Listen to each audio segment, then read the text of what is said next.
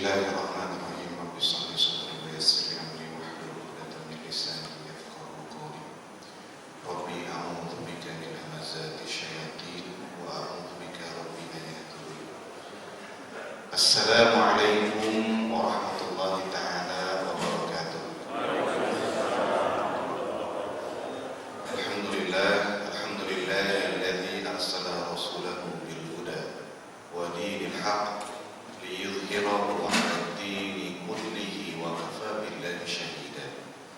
Asyhadu an la ilaha illallah wahdahu la syarika lahu wa asyhadu anna Muhammadan 'abduhu wa rasuluhu la nabiyya ba'dahu.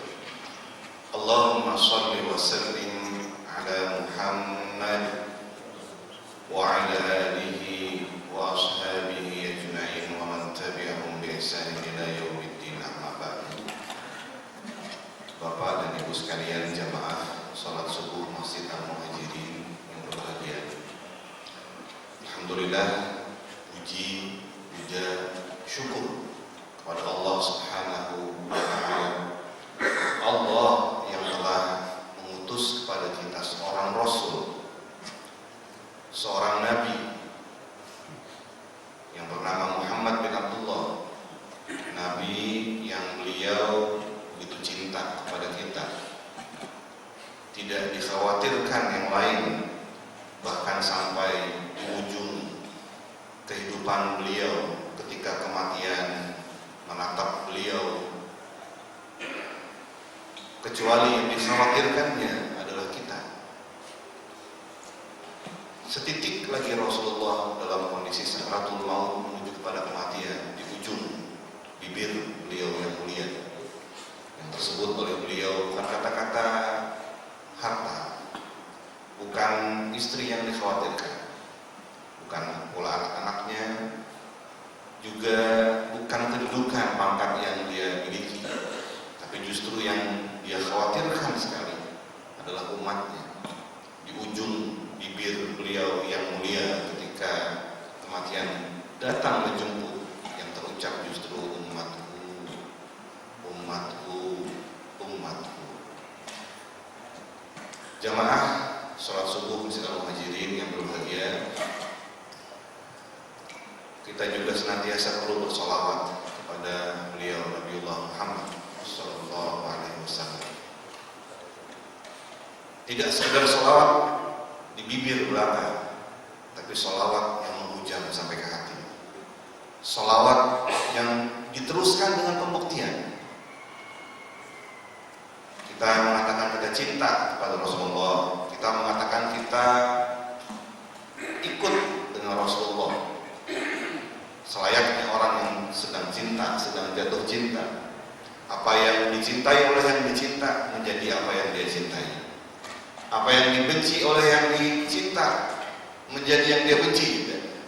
Sudahkah kita membuktikan cinta kita pada Rasulullah sedemikian sehingga kita tahu dengan seluruh aspek kehidupan Rasulullah, kita paham dengan seluruh aspek kehidupan Rasulullah, dari mulai bangunnya sampai beraktivitasnya, sampai tidurnya, sampai sakitnya, bagaimana Rasulullah kemudian berlaku terhadap dirinya.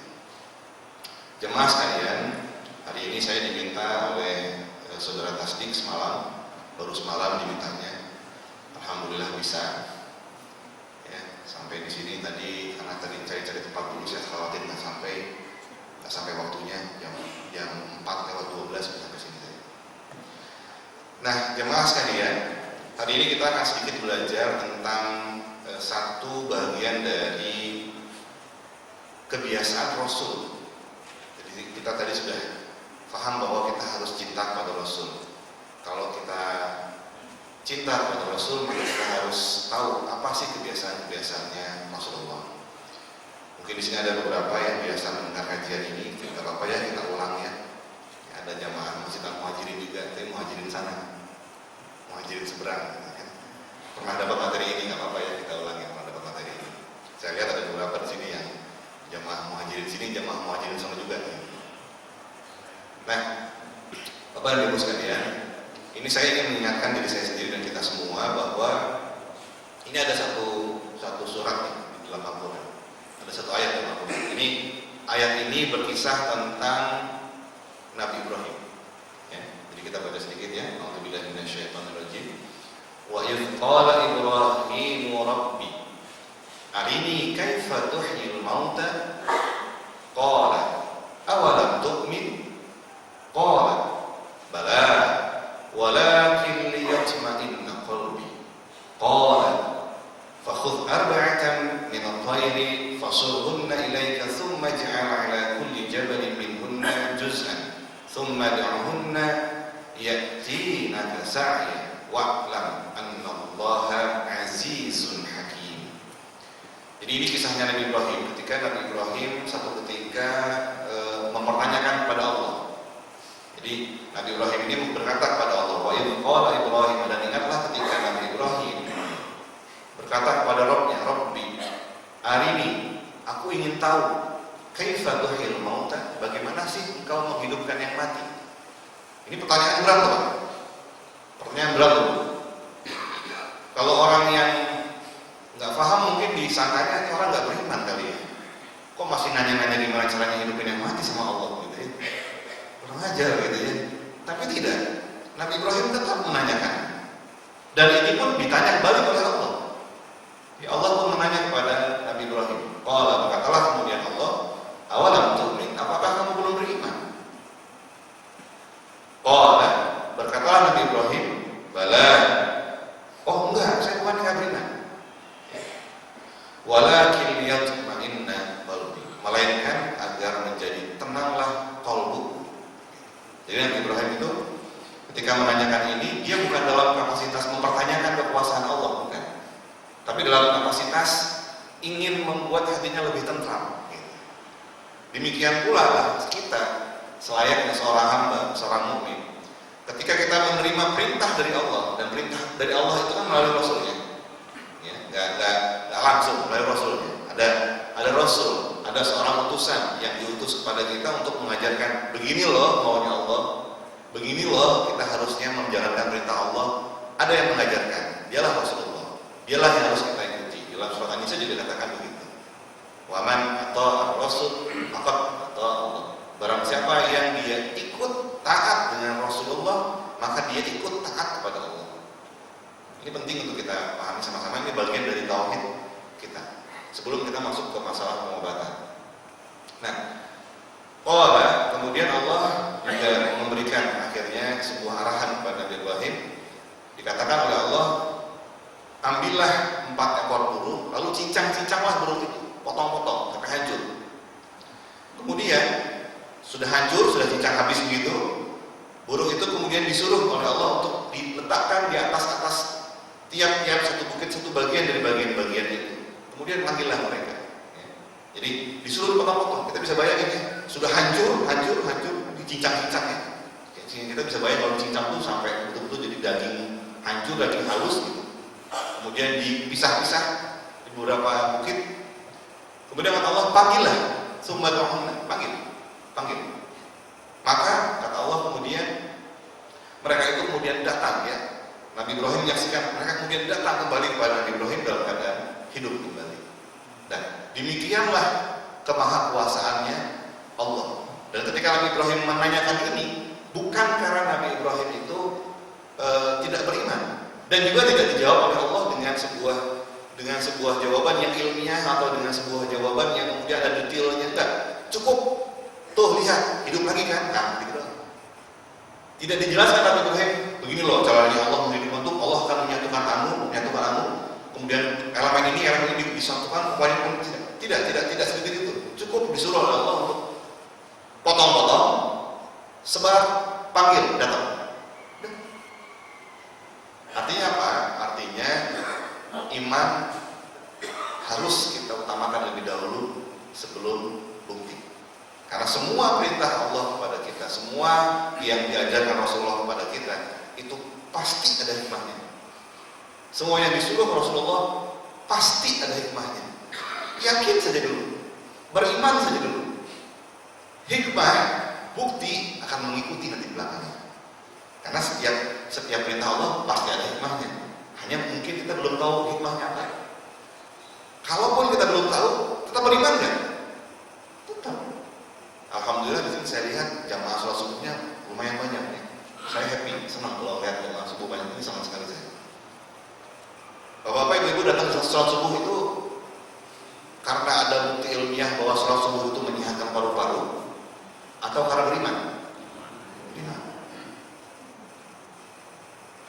Kita datang ke sini sholat subuh bukan karena kita menyatakan atau kita tahu atau kita ada hikmah yang kita ungkap dulu gitu ya. Oh ternyata sholat subuh itu pagi-pagi kita jalan dari rumah semakin jauh rumahnya, ternyata ketika kita jalan itu oksigen begitu segar, begitu murni masuk deras ke dalam paru-paru kita, mencas elektrikal kepada darah kita sehingga darah kita kemudian menjadi segar, menjadi merah.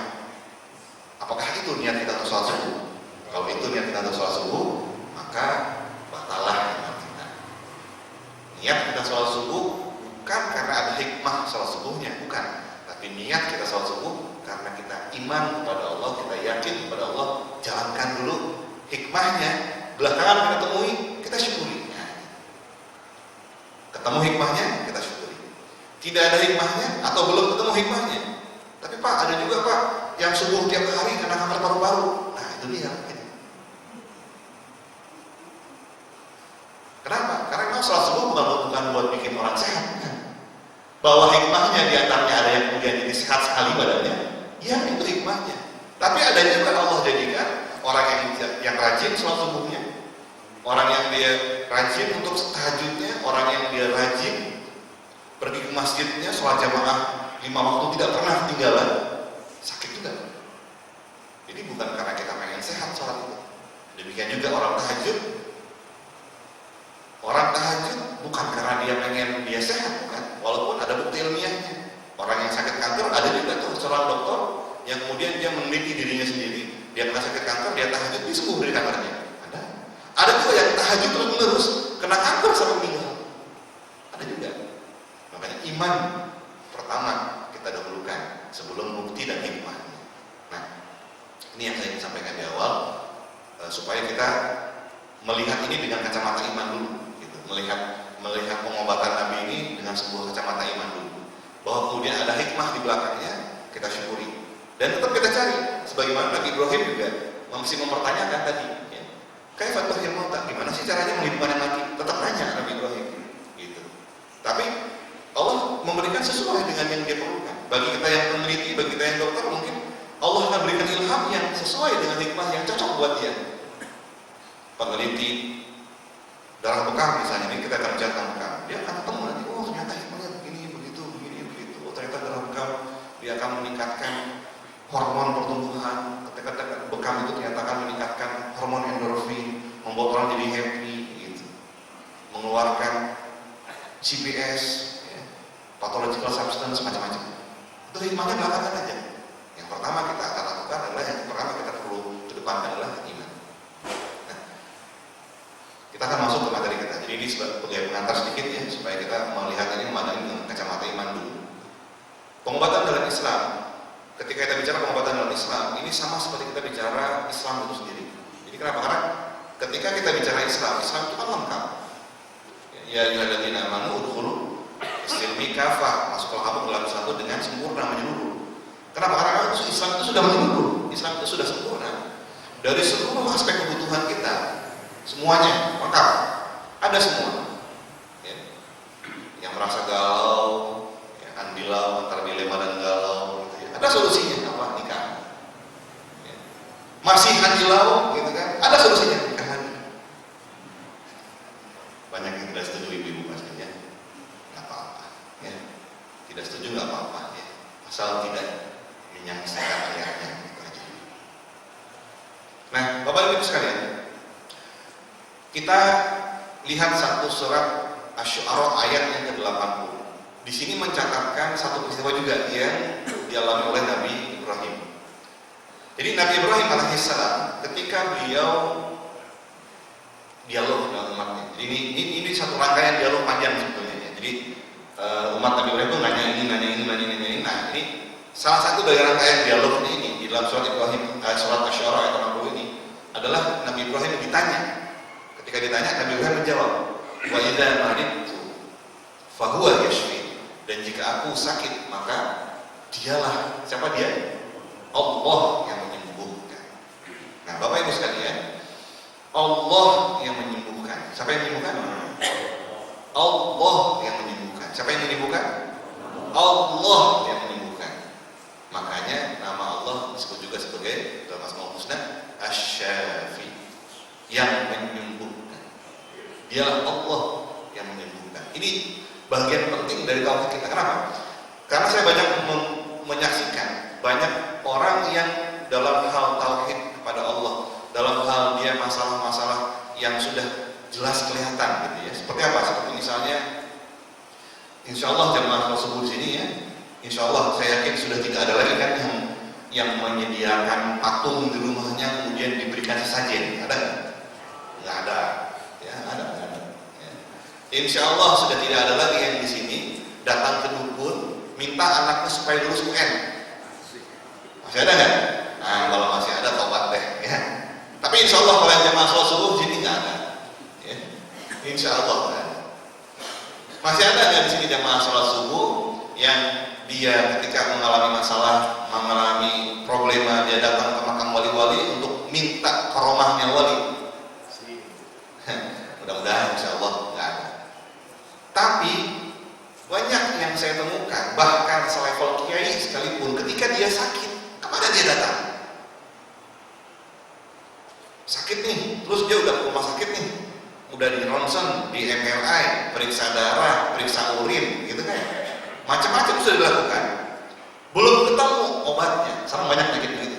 Saya punya teman dokter spesialis internis, spesialis dalam ya, di Semarang. Beliau berkata kepada suaminya, suami dokter juga, gitu kan, bang, saya bingung kenapa sekarang banyak penyakit yang nggak kelihatan diagnosanya. Jadi diagnosa bagus, sakitnya masih. Diagnosa ini, oh bagus, sakitnya tetap masih nggak enak, masih pegel, masih macam-macam. Kata suaminya apa? Suaminya bilang, udah deh, pasien lo bawa sini aja. Diapain bang? Bawa bekam. Gitu. Habis dibekam, sembuh pasiennya. Kenapa?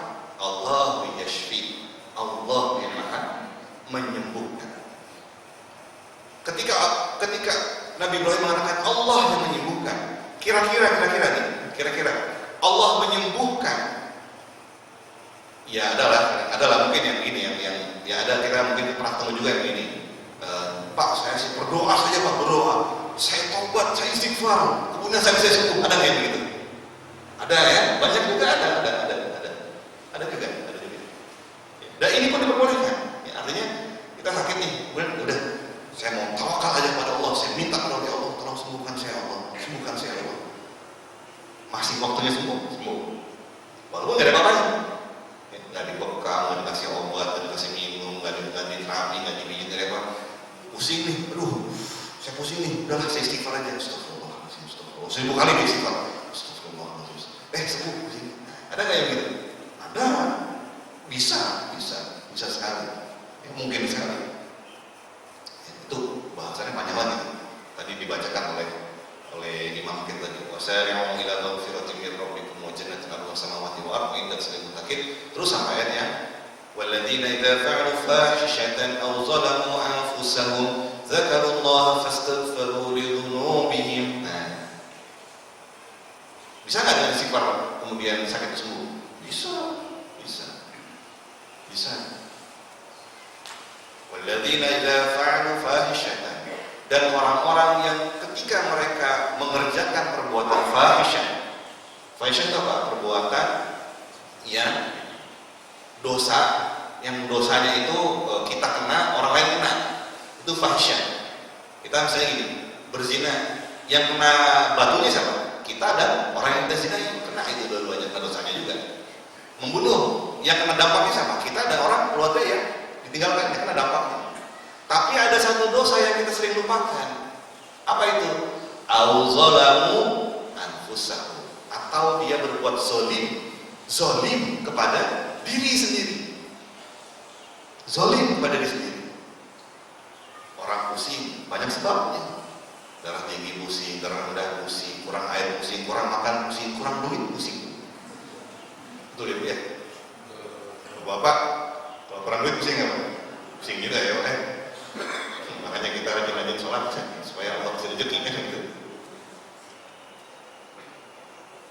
Kurang duit pusing. Nah, kalau saja misalnya pusingnya, ternyata seharian dia kerja, seharian dia beraktivitas, tidak minum sama sekali. Tidak minum sama sekali itu zolim atau tidak pada diri sendiri? Zolim. Apa obatnya? Istighfar. Zakarullaha fastaghfaru lidzunubihim. Ingat Allah. Ya Allah, kenapa saya pusing ya? Nah, gitu kan. Terus apa? Muhasabah. Kenapa ya saya pusing? Ya Allah. Ingat ya. Oh, ternyata seharian tadi saya tidak minum sama sekali. Pantesan saya pusing, dehidrasi. Gitu. Astagfirullahaladzim. Minum air, selesai pusing. Yang lebih berat sekarang, orang yang kena diabetes. Nah, kalau diabetes itu masih mending, ya. Yang repot kalau diabetes. Nah, kalau dia masih dia yang diabetes. Nah, orang kena diabetes, fahaman umum kita, orang kena diabetes itu gara-gara terlalu banyak konsumsi apa Pak? Gara-gara terlalu banyak konsumsi gula. Terlalu banyak konsumsi gula, zolim atau tidak pada diri sendiri? Zolim. Artinya, terlalu banyak makan gula, dosa atau tidak? Dosa. Walladzina idza fa'alu fahishatan aw zalamu anfusahum dzakarullaha fastaghfaru. Ingat dia kepada Allah dan beristighfar terhadap lidzunubihim, dua dosa yang disebut di atas. Dosa yang fahisyah kita sudah paham, tapi dosa yang zolim kepada diri sendiri itu kan dosa juga. Konteks ayat ini, zolim pada diri sendiri dosa juga.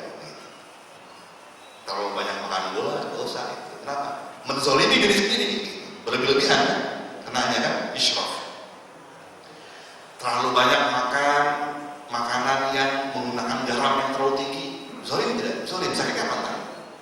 Darah tinggi. Makan garam banyak, gitu kan? Dan kita sekarang makan garam memang berlebihan.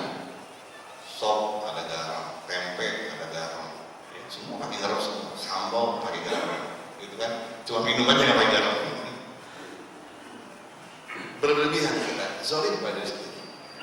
Nah, Bapak dan Ibu sekalian, ini sebagai sebuah pengingat buat kita bahwa berbicara masalah penyakit, berbicara masalah kondisi yang dialami oleh seorang ketika dia kemudian sakit, tidak lepas dari adanya perbuatan berlebihan. Nah, oleh karena itu kita perlu kembali kepada Allah bagaimana cara mengobatinya. Dan Allah ketika mengajarkan pada kita, Allah mengajarkannya, memberikan solusinya, pasti diberikan solusinya melalui satu insan yang bernama Muhammad Rasulullah SAW. Dialah yang ditunjuki oleh Allah. Begini loh cara mengobati dirimu, begini loh cara kamu sembuh. Dan seluruh aspek kehidupan Nabi kita itu semuanya mengandung aspek pengobatan yang luar biasa nilai dan hikmahnya. Memang Nabi bukan dokter, bukan. Ya. Bahkan Nabi sendiri masih memanggil seorang dokter namanya Harith bin Kildah. Ketika ada sahabat-sahabat yang penyakitnya misalnya nggak bisa dipanggil sahabat saudara, ada dokter dipanggil namanya Harith bin Kildah. Tuh, tolong obatin tuh.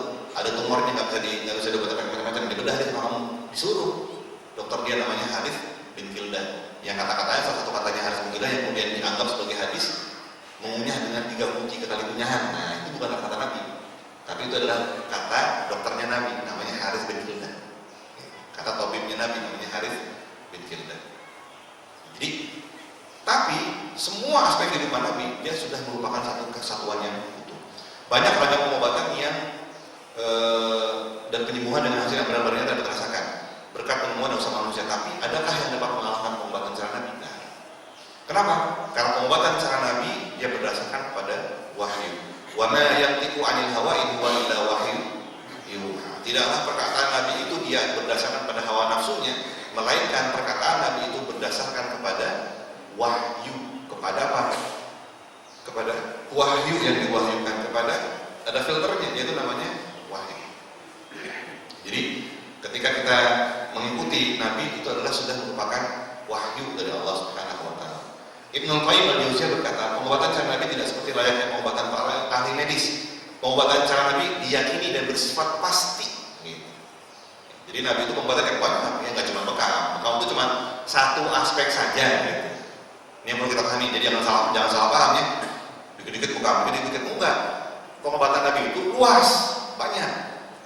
Bila darah bergejolak, pengobatannya bekam. Bila tubuh dingin, pengobatannya pakai madu. Ya. Bila terlalu dingin, di madu. Panas lagi jadi kan, langsung panas lagi kan, langsung bersaing lagi kan. Nah, itu pengobatannya. Bila, ya, bapak-bapak jangan ketawa. Bila misalnya tubuhnya kekurangan unsur yang baik, berikan dengan nutrisi. Baru sembuh dari sakit, berikan albina, yang unsur dingin bisa diberikannya. Kalau tubuhnya misalnya kekurangan air, berikan air, suruh minum air zam-zam. Keracunan, berikan susu unta. Gitu. Jadi macam-macam tuh.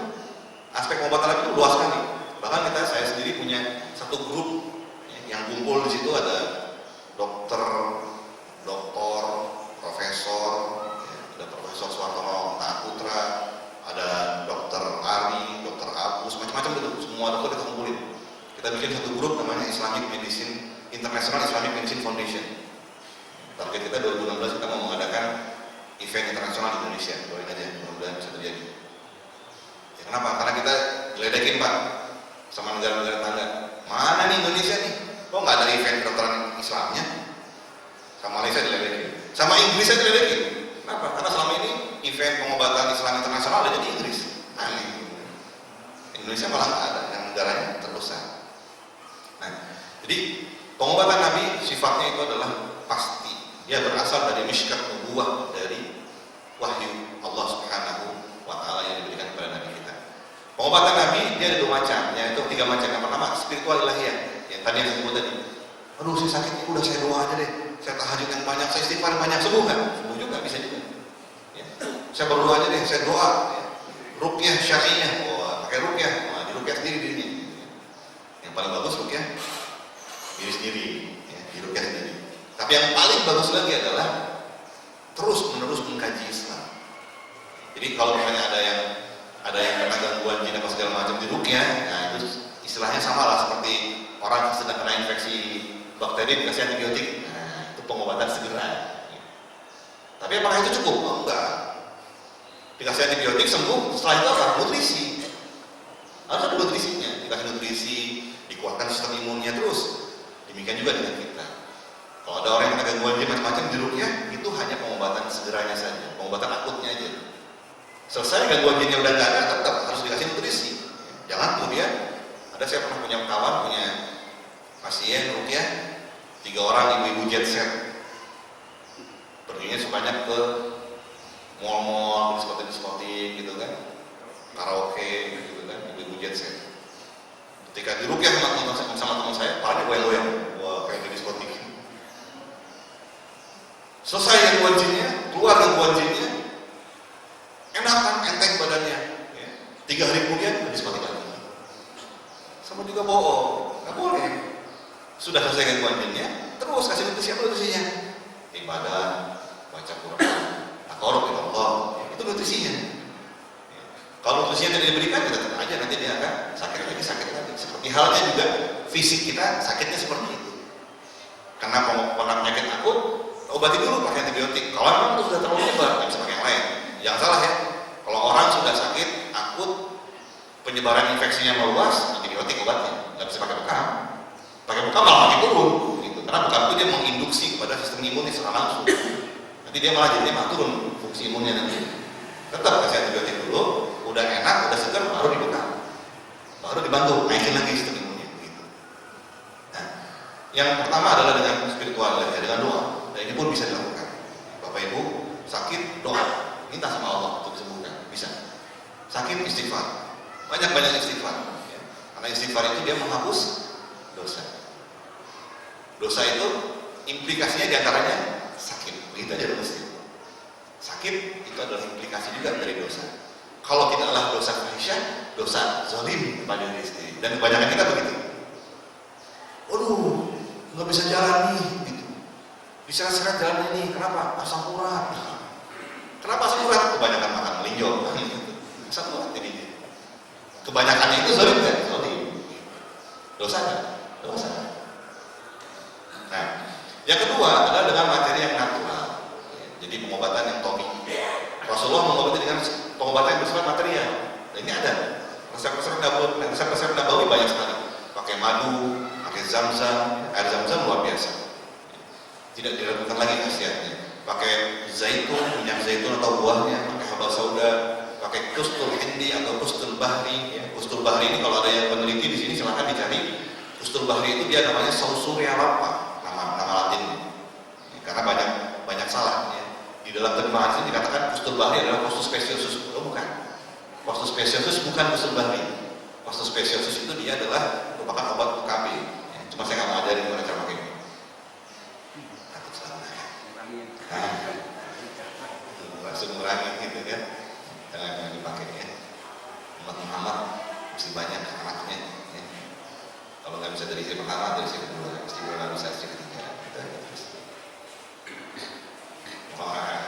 Biar yang di belakang pada panas ya Pak ya. Ya kalau pasan jadi melek lagi Pak. Kurang ajar. Nah, kemudian pengobatan juga secara fisioterapi atau secara terapi atau secara praktek terapi. Jadi dokter semua juga menganjurkan dipijat boleh, cuman pijat tidak untuk anak-anak. Pijat tidak untuk anak-anak atau orang dewasa. Karena anak masih lembut kan, otot-ototnya juga masih lembut, ya. belum tumbuh secara sempurna. Dibekap itu merupakan bagian dari fisioterapi dan kombinasi dari keduanya. Jadi yang paling bagus ya kombinasi dari kedua, berdoa juga, gitu.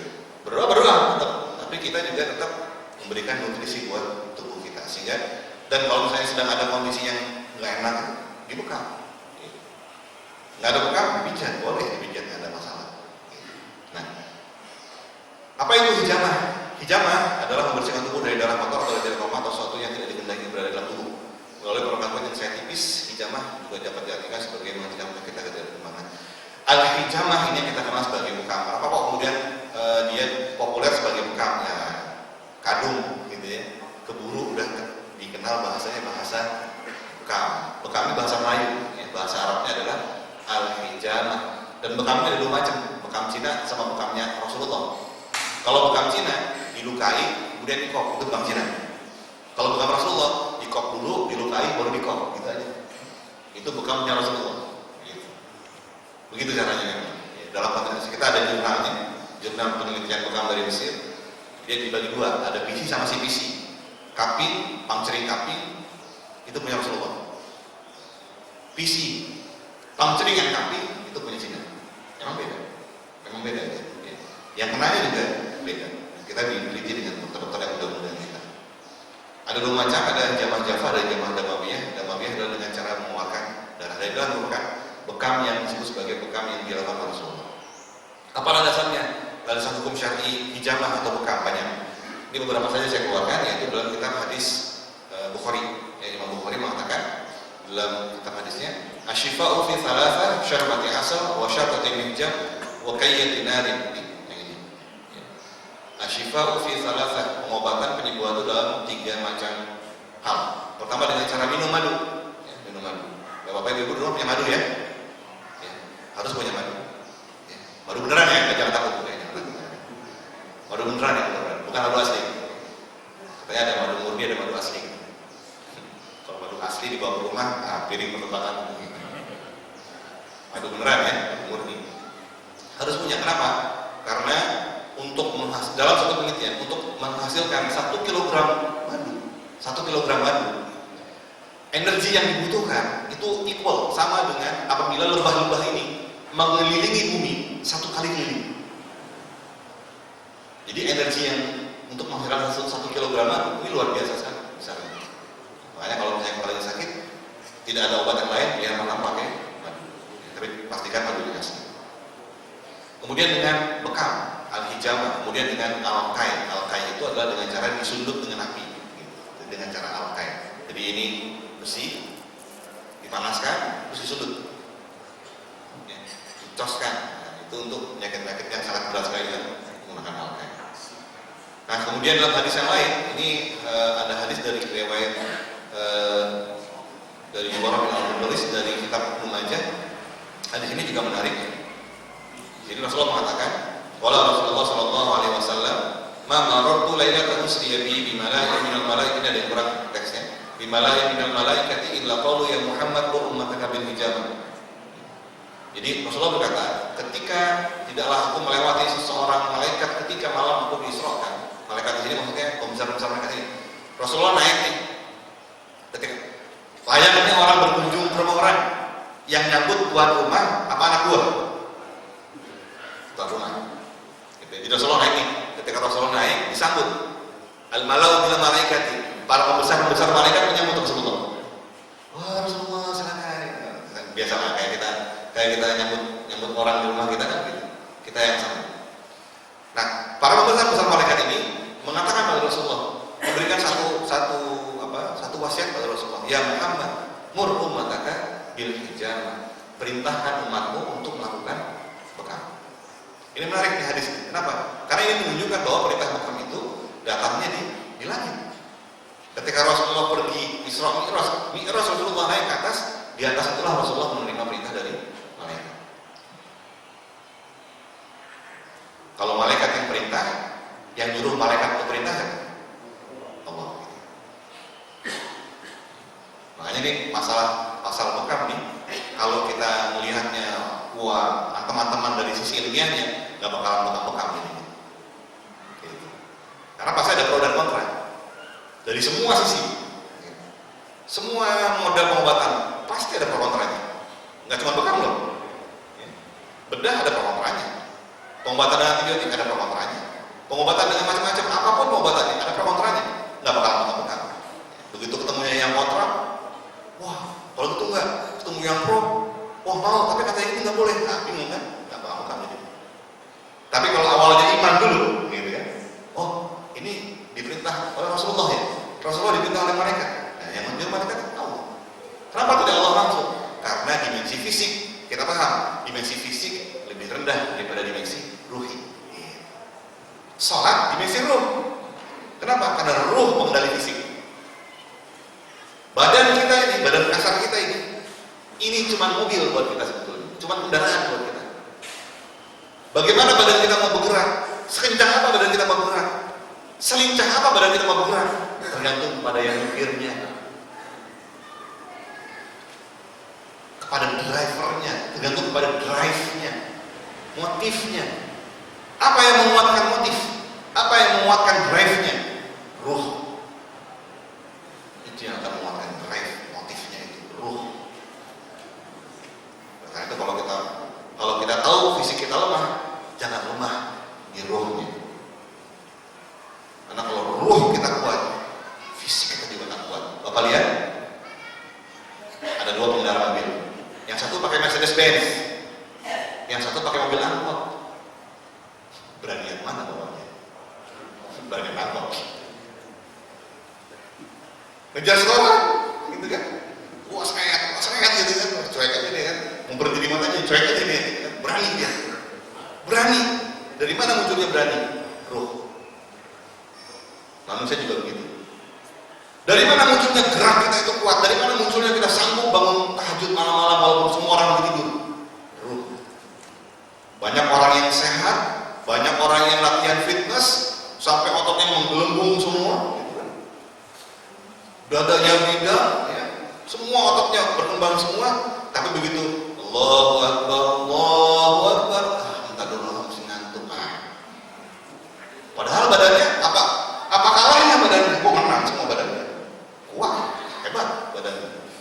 Tapi dipanggil Allah, Allahu Akbar. Berat, ngangkat barbel yang sekian puluh kilo kuat gitu kan. Ngangkat badan buat pergi sholat berat. Padahal itu barbel berpuluh-puluh kilo tuh. Kalau yang udah badannya kayak Adere, 100 kilo kayak naik. 100 kilo gram. 100 kilo gram. Kalau dilepas tuh jebol kalau naik. Badannya besar, kuat, tapi dipanggil sholat, panggil tahajud, nggak kuat. Itu bedanya. Itu yang menjawab kenapa Abu Dujana, seorang bertubuh kecil, kurus, hitam lagi, kecil orangnya, bertempur dengan pasukan Romawi yang badannya kayak Ade kayak lompat, dia bisa sanggup lompat ke atas, dibelah dari kepalanya, belah sampai ke bawah. Itu Abu Dujana. Kenapa? Ruh. Dari mana dapat ruh? Salat haji. Dapat ruh. Nah, kekuatan ruh itulah drivernya, itulah pengendaranya. Badan kita cuma mobil. Mobil biarpun jelek tergantung yang megang berani, langsung. Mobil bagus, Mercedes Benz pelan-pelan, takut ngeris, gitu kan, pelan-pelan. Takut dunia, roh juga begitu. Kalau roh takut dengan dunia, jalannya pelan. Tapi kalau roh tidak takut dengan dunia, roh tidak takut dengan mati, kayak sepeda apa tadi, tidak takut mati kan? Pincah dia, jalan sana, jalan sini, ngaji sana, ngaji sini, infak sana, infak sini, kerja sana, kerja sini, pincah dia. Ruh yang bikin kekuatan, bukan fisik. Nah, kita kembali ke tadi kita sedikit. Nah, jadi buat seorang muslim, kira-kira terhadap kambuhan bekam atau jam bukan sekedar masalah teknik ataupun pembuktian keilmiahan. Nah, karena kalau pembuktian keilmiahan pasti catat, semua model pengobatan pasti ada pro kontra, selalu ada pro kontra, pasti. Tapi iman masalahnya. Iman aja dulu.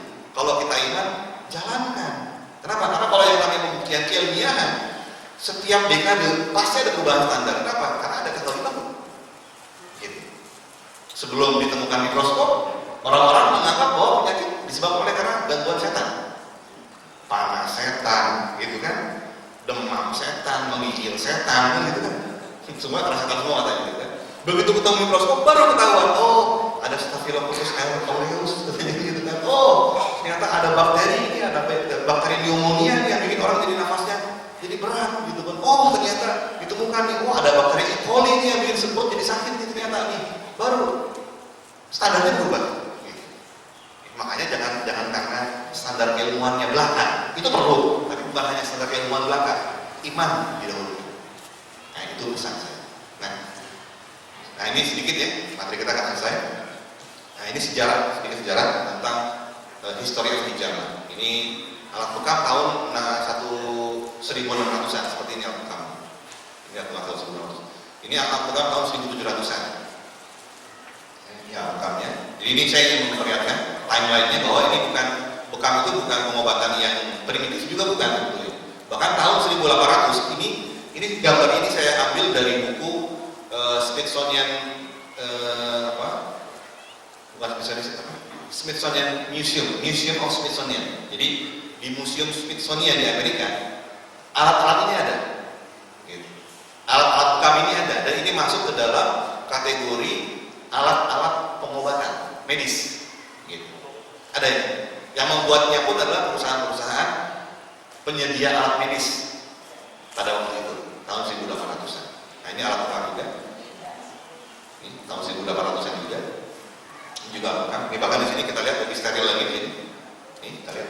Ini. Di sini alat bekamnya lebih steril lagi. Kenapa? Karena di sini dia membekam dengan jarum yang ada di dalam langsung, sehingga tidak terjadi kontak dengan udara luar.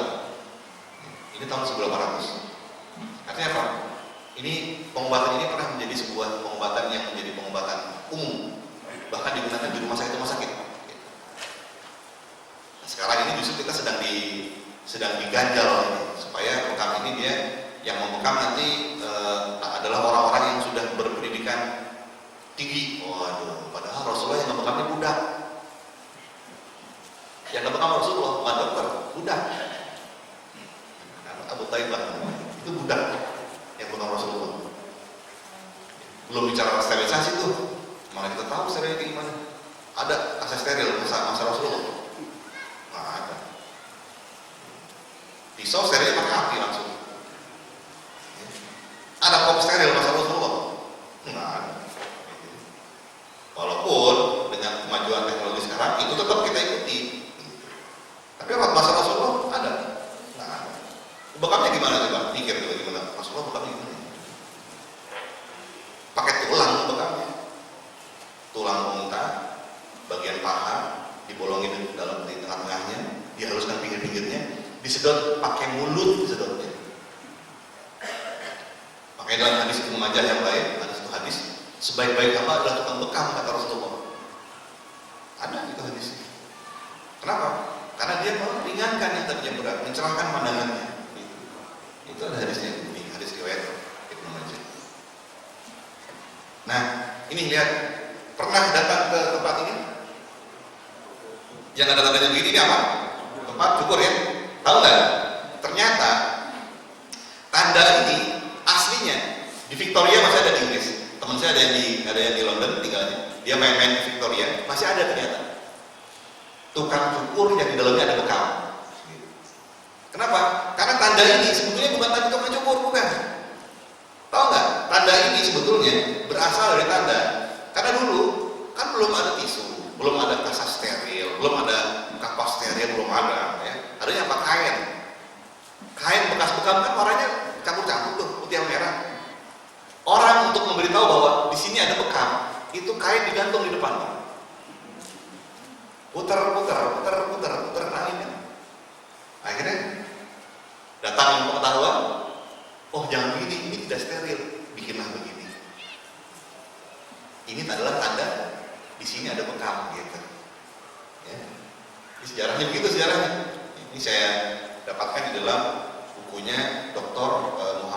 Sakhbar Muhammad Pondok, dokter dari Inggris, laki-laki perempuan itu sebelumnya, ya.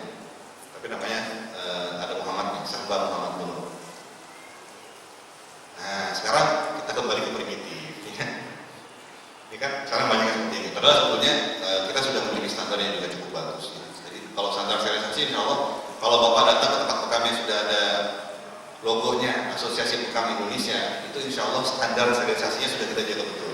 Ya. Walaupun kalau kita tanya Rasulullah gimana membekamnya, jauh dari sterilisasi. Gitu.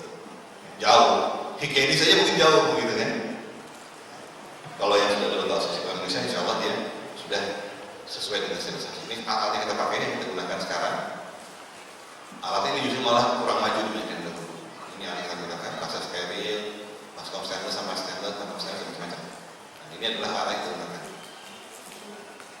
Ini pakai sterilisasi dengan menggunakan klorin.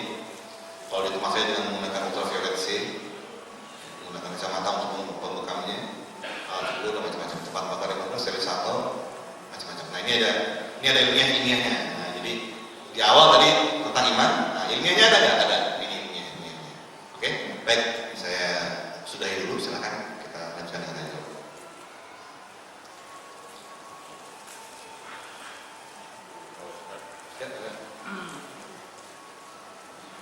Assalamualaikum warahmatullahi wabarakatuh.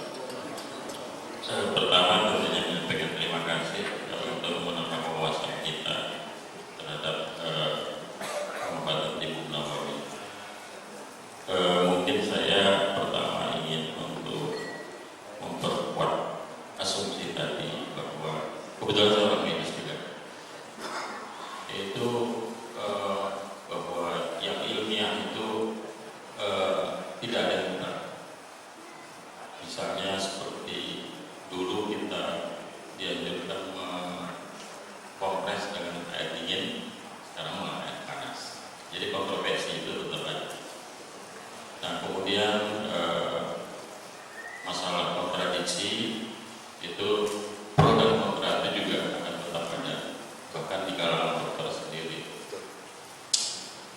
Cuman yang saya barangkali sedikit share gitu, waktu saya kebetulan di Cina, itu ada satu rumah sakit sentral, ada bagian medis, ada bagian tradisional gitu. Nah, saya tidak tahu persis bagaimana pembagian mereka itu masalah pasien, yang mana yang harus tradisional, yang mana yang harus medis. Nah, kembali ke sini, ya barangkali tentu yang pertama tadi sudah disampaikan itu masalah iman dulu gitu. Oke lah, imannya sekarang sudah sama-sama nih antara medis dan non medis. Sekarang kira-kira kerjasamanya ini bagaimana ya untuk pembagian medis dan non medisnya? Karena begini, saya pernah dapat kasus suatu ketika dia membawakan anaknya, kemudian pada waktu itu ya setelah saya periksa, saya mendiagnosis suatu radang usus buntu gitu. Nah kemudian dia katakan, oke deh, saya sementara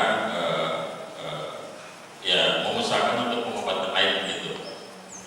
Nah rentang waktu seminggu kemudian dia datang lagi, ya tidak berhasil begitu. Jadi dia saudara atau tim Nawawi saya kurang begitu ini, dia datang lagi, nah akhirnya dioperasi begitu. Tentu saya juga tidak serta-merta mengatakan bahwa itu salah gitu, karena ya saya sendiri juga percaya soal iman tadi begitu Rasul. Cuman titik temunya ini di lapangan bagaimana nih Pak Ustaz untuk barangkali menghindarkan itu tadi kontroversi. Bahkan ya dokter sendiri juga banyak berpegang gitu. Saya kira itu. Terima kasih. Baik, terima kasih Pak Dokter. Jadi memang ini yang juga kita kritisi, autokritis. Ya, kita juga melakukan autokritik kepada teman-teman kita sendiri. Karena memang produk akhirnya kita melihat banyak teman-teman yang kemudian jadi antipati dengan medis. Padahal sebetulnya harusnya tidak begitu. Gitu. Saya sendiri ketika saya berpraktek, saya harus tanya dulu. Ya, ada orang yang dengan keluhan subuntu, ya saya tanya dulu, udah di ronsen belum? Cek dulu, minta sama dokternya dulu. Kalau saya selalu gitu, cek dulu sama dokternya, ini kondisinya gimana, separah apa. Kalau kondisinya nanti sampai terperforasi kan bahaya namanya. Gitu. Jadi kalau saya sendiri, kita sendiri juga di dalam internal kita juga selalu melakukan autokritik kepada teman-teman. Kita melakukan edukasi kepada teman-teman kita yang masih berbasis tradisional gitu ya, supaya tidak antipati lah. Gitu. Karena sebetulnya pengembangan pengobatan kedokteran timur dan barat itu sebetulnya sama sebetulnya. Cuman bedanya cara pandangnya aja yang beda. Efeknya, efikasinya kadang sama. Gitu. Tapi memang kadang-kadang kalau di suatu kondisi infeksi yang sudah terlalu meluas, ya kita juga nggak bisa. Lama Pak, bisa. Pakai bekam lama. Pakai habat sauda juga lama. Apalagi habat sauda sekarang saya banyak menemukan kasus teman-teman yang nakal-nakal. Ada apa yang nakal-nakal? Kita akui. Ada teman-teman kita yang medisional yang nakal-nakal. Itu juga kita jadikan autokritik juga. Kita tegur dengan keras. Bahkan ada juga teman-teman kita yang sudah kita coret dari keanggotaan asosiasi. Karena nakal. Jadi dia bikin habat saudanya cuma di istilah saya cuma digoreng doang pakai minyak biasa. Yang penting minyaknya jadi bawah habat sauda. Ada yang nakal juga ada. Makanya itu juga kita tegur, kita coret dari keanggotaan asosiasi. Karena memang ini nggak bisa ditolerir. Gitu. Jadi saya sendiri, kita pengen, makanya kita rangkul. Juga kalau mau ikut dengan grup kita juga boleh, kita rangkul. Kita di grup kita tuh ada Dr. Suhartono, Profesor Dr. Suhartono Tatputra, ada Dr. Tauhid Nur Azhar, ada Dr. Sosiologi spesialis patologi anatomi. Jadi kita juga enggak. Jadi ketika kita ketemu kasus-kasus yang berat-berat, kita konsultasi lah sama mereka. Gimana nih? Mesti kita gimana ini? Kalau kayak gini, dampaknya nanti gimana? Kalau misalnya ini bisa nggak kita tangani dengan menggunakan tradisional dulu? Kalau nggak bisa bagaimana? Terus kalau misalnya setelah sudah bisa, dengan apa nih? Oke, mau dibedah dulu. Oke, silakan dokter lakukan pembedahan dulu. Sudah dibedah terus kira-kira caranya gimana dia? Fisiknya masih kuat nggak fisiknya? Oh kuat. Oke, kalau gitu kita teruskan dengan tradisional.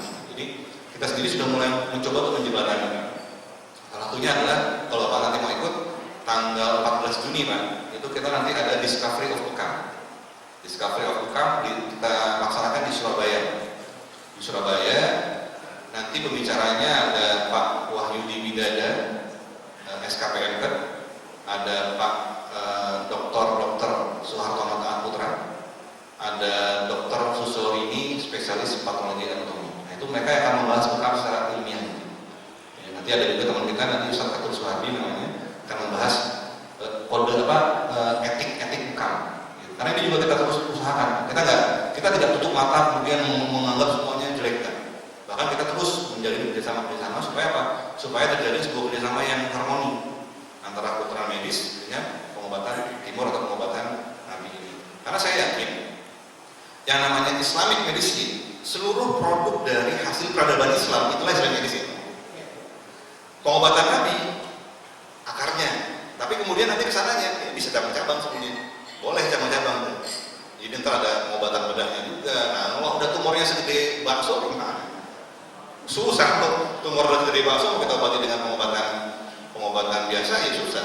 Ambil tetap mesti dipotong tumornya. Baru nanti setelah dia recovery-nya kita bantu dengan menggunakan pengobatan tradisional. Walaupun ada juga yang misalnya tumor bisa hilang, ada. Kita punya kasus anak usia 15 tahun ada tumor di kepalanya. Kita lakukan pembekaman rutin, tapi memang masih kecil. rutin, pemakaman rutin, kita berikan herbal dalam waktu 2 tahun mengecil sampai hilang. Ada kasus begitu. Ya, tapi tadi kita juga cek dulu, coba ronsennya dilihat, kita minta ronsennya. Kalau masih kecil, nah oke deh, kita coba. Oh udah gede, wah ini udah gede. Mau gimana juga nggak bisa. Mau dibekam seberapa ratus kali lipat bekam juga nggak bisa. Tetap aja masih angkat. Gitu Pak. Jadi insya Allah kita tetap berupaya untuk menjembatani itu sehingga teman-teman dari medis dan kita juga teman-teman dari sana juga terus menerus mendapatkan inputan masukan dari teman-teman yang medis sehingga apa? Sehingga kita tidak buta yang medis juga tidak buta yang tradisional. Sinergi jadinya. Pengennya saya juga begitu Pak. Pengennya saya juga begitu. Karena kalau saya lihat kitab di dalam kitabnya Dr. Siapa namanya? Dr. Ja'far Khadim Yamani. Dalam kitab beliau menuliskan sejarah kedokteran Islam. Ternyata dulu di Jundi Syahpur, ya, ketika Islam itu kemudian menguasai Persia, sudah ada berdiri satu lembaga kedokteran yang sangat megah, sangat mewah, sangat bagus banget. Dan semua pasiennya full, free, alias gratis. Dan di dalamnya itu full, gabung semuanya. Ketika Islam masuk, gabung semuanya. Jadi ada bagian yang nanti di situ begitu masuk orang bisa dulu ini sakit fisik apa sakit rohani, ini sakit fisik atau stres. Kalau yang stres nggak diobatin tuh Pak. Di dalam kisahnya itu di dalam buku tentang pengobatan di Rumah Sakit Jundi Syahpur itu disebutnya sebagai bimaristan. Jadi sejarah kedokteran Islam awal mulanya rumah sakit itu adalah bimaristan. Bahkan sampai sekarang sistem coding yang ada di rumah sakit, pencatatan, kemudian pembelahan, pemilahan itu adalah warisan dari sistem bimaristan sebetulnya. Nah itu kemudian dilihat kalau yang sakitnya stres nggak dibawa masuk ke dalam ruang dokter kan, malah Pak dibawa. Jadi di rumah sakit itu di bimaristan itu disediakan satu tempat yang indah, ada bunga-bunga, ada bumbu indah tempatnya. Nah yang stres masukin dulu situ, gitu kan. Silahkan berileks-ileks di sini. Sudah dia rileks, periksa lagi udah bagus pulang. Itu udah bagus gitu kan, mau diapain? Karena ada orang yang gitu ya. Saya pribadi pernah tuh mengalami gitu. Saya waktu itu saya sebetulnya lagi studi pengobatan Islam di Malaysia. Saya pergi ke Malaysia, sampai di sana saya stres Pak. Stres kan capek banget badan saya, capek. Saya lepas lagi waktu itu masih anak bawang gitu kan. Suruh-suruh gitu kan, disuruh bawaan, tolong bawa ini gitu kan. Stres sendiri saya kan. Akhirnya saya diberi sama teman saya di sana. Tensinya naik 160/100. Waduh, tensi gue naik ini gitu kan. Nggak lama kemudian, beberapa hari kemudian datang teman saya dari Bandung. Ini teman-teman sama-sama ngocol, teman sama-sama bocor gitu. Kalau udah ketemu sama dia udah bercandanya udah nggak ada karuan. Begitu ketemu, bercanda, ngocol, macam-macam, ketawa-ketawa. 3 hari kemudian turun. Jadi ada penyakit-penyakit yang memang dia nggak perlu pakai obat gitu kan. Cuma ketawa-ketawa aja, ketemu sama dia, ketawa-ketawa, ngocol segala macam gitu kan. Gurau gitu kan segala macam gitu. Happy, udah ngerasa nggak stres lagi terus gitu. Jadi memang itu adalah merupakan satu otokritik yang kita lakukan terhadap diri kita sendiri. Di awal kalau sampaikan juga pada teman-temannya juga kalau ada teman-teman kami atau teman-teman tradisional yang berkaitan dengan tibu nabawi yang kemudian antipati dengan dokter, gitu ya, kasih tahu ke kami. Nanti kita akan coba dekati karena kita sendiri di internal kita sudah mulai terus menjadi bersama. Bahkan banyak juga yang kita bahkan dokter-dokter yang salah membekam sudah banyak. Tidak hanya membekam, dokter membekam sudah banyak. Di Universitas Muhammadiyah Jember itu perawatnya, dokternya jadi membekam sekarang. Kenapa? Karena mereka melihat efikasinya tinggi untuk kondisi-kondisi yang penyakit tertentu. Tidak untuk semua penyakit, betul. Tidak untuk semua penyakit. Ada beberapa penyakit yang kita harus tetap menggunakan pengobatan medis. Contoh, yang lainnya misalnya pengobatan ketika dia gula darahnya terlalu tinggi sekali, ya tetap kita mesti pakai medis dulu. Bantu dulu, sudah turun, baru kita treatment berikutnya kita bantu dengan pengobatan timulan. Demikian, insyaallah. Ya. Kalau tadi kan ada bekam itu ada dua, istilahnya ada dua metode ala Cina dan ala Nabi. Nah ini yang sesuai syar'i yang betul karena sekarang menjamur di mana-mana. Kira-kira yang mana yang baik, pertanyaannya adalah itu ada pengobatan Cina, ada pengobatan Nabi. Yang syar'i itu bagaimana? Yang syar'i itu ya yang jelas Pak, yang syar'i itu adalah bekam yang satu, yang membekam tidak boleh cross silang, laki-laki bekam perempuan, perempuan bekam laki-laki, kecuali suami istri. Gitu. Itu jelas itu ya dasar lah gitu ya, dasar banget gitu, nggak boleh, itu etika lah. Bahkan di kedokteran pun sebetulnya kalau misalnya dimungkinkan dia tidak dengan yang berlawanan jenis, diupayakan dengan yang tidak berlawanan jenis gitu. Terus yang kedua adalah tetap aspek-aspek walaupun ya kalau kita lihat di Nabi Muhammad tidak ada aspek sterilisasi yang lengkap seperti sekarang, tetap namanya ilmunya sudah ada, lihat aspek sterilisasinya bagaimana, kebersihannya bagaimana gitu. Jadi kalau aspek sterilisasinya oke, higienitasnya juga oke. Ya. Itu yang kedua. Yang ketiga adalah tidak mencampurkan antara pengobatan Nabi dengan pengobatan lain yang tidak syar'i. Karena sekarang mulai banyak terjadi sinkritisme, ada juga, ada sinkrit, terjadi sinkritisasi, ada bekam hipnoterapi, nah ini tidak syar'i. Ada bekam tenaga dalam, bekam aura, ini tidak syar'i. Ada bekam dengan menanyakan weton, nah ini juga tidak syar'i. Jadi tidak boleh terjadi sinkritisasi antara ajaran Islam dengan ajaran yang bukan ajaran Islam. Karena memang di Indonesia banyak sekali terjadi sinkrit. Banyak sekali terjadi sinkritisasi. Ya. Beberapa hal diantaranya sering membuat kita jadi berdebat kusir, gitu ya. 7 harian, 100 harian, jadi berdebat kusir ini kan. Ada yang bilang sunnah, ada yang bilang bid'ah, ada yang lain. Itu kenapa? Gara-garanya adalah karena terjadi sinkritisasi.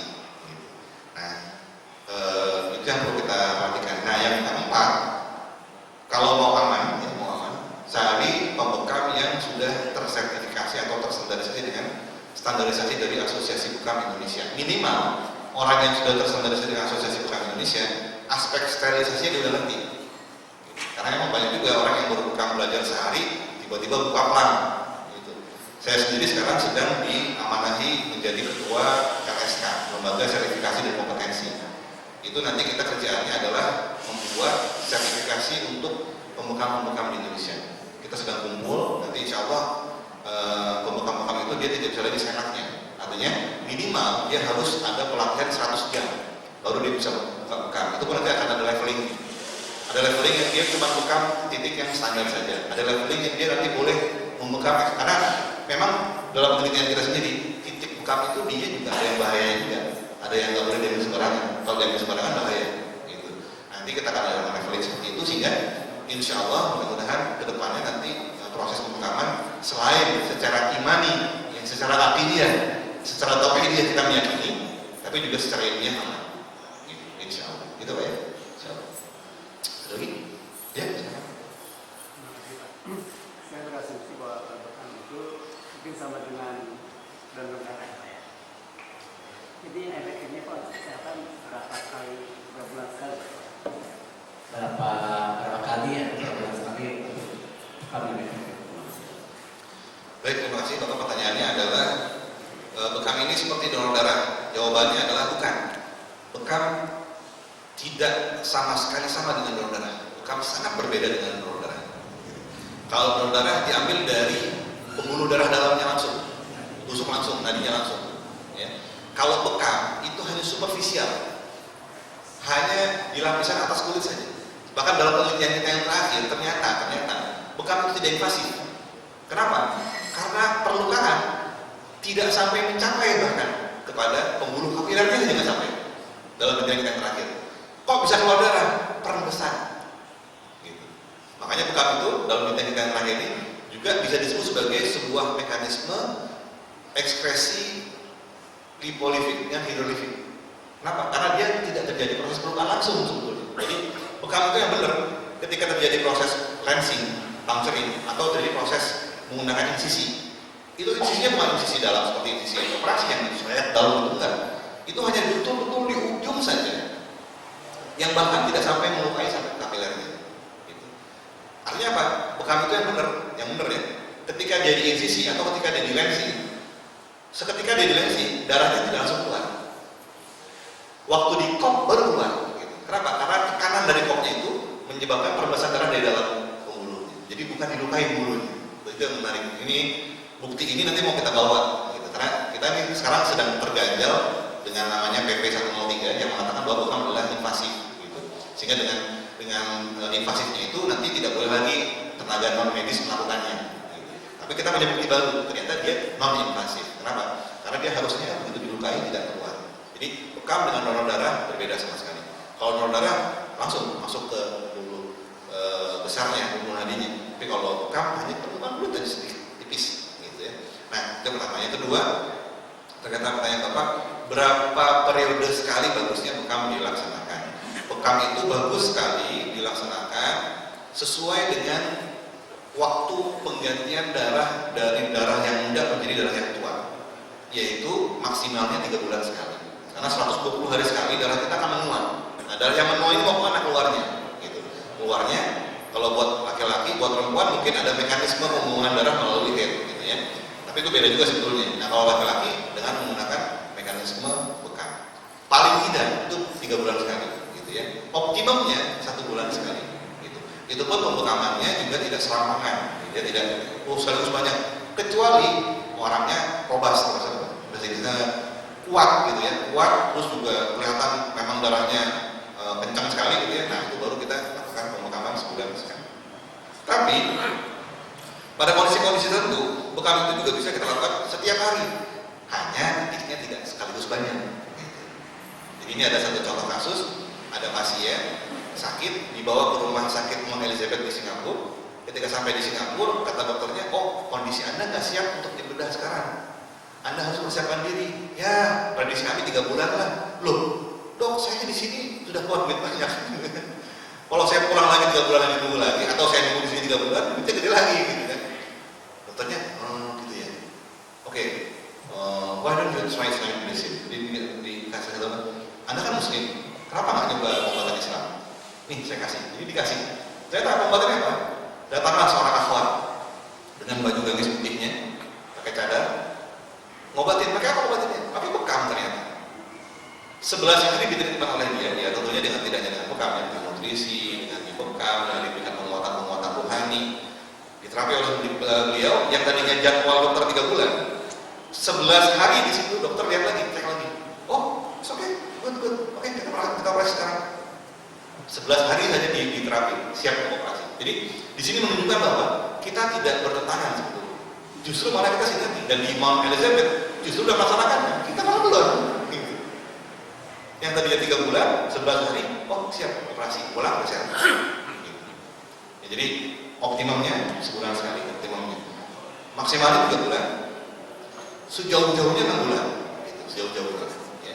Bisa pada kasus tertentu ditangani oleh pembekam yang sudah ahli setiap hari, tapi pembekamannya juga tidak serampangan. Kalau setiap hari bekam banyak yang dibuatannya, ya kasusnya kasih dan dewa nanti, gitu kan? HB-nya turun, nah, iyalah HB-nya turun 2 hari sekali kita dibekam, gitu kan? Itu turunlah HB-nya jadinya kan, darahnya keluar terus jadinya. Jadi tidak serampangan juga. Itu perlu lain itu, itulah kita perlu peningkatan keilmuan. Jadi kita buat teman-teman yang ada punya teman-teman bekam, harap diingatkan untuk terus meningkatkan keilmuannya. Gitu. Sudah ya? Sudah lewat suruh. Jadi saya cukup sekian, mohon maaf Bapak-Bapak dan Ibu sekalian, Pak Dokter, mohon maaf kalau ada kata-kata saya yang kurang berkenan. Semua kebenaran itu al-haqqu min rabbik wa la yakunu minal mumtarin. Semua kebenaran itu semata-mata hanya dari Allah. Tidak ada kebenaran manusiawi yang bisa dikatakan benar mutlak, ada. Yang mutlak itu hanya dari Allah benarnya. Mudah-mudahan kita tidak termasuk kepada hamba-hamba Allah yang ragu dengan kebenaran Allah. Ya. Billahi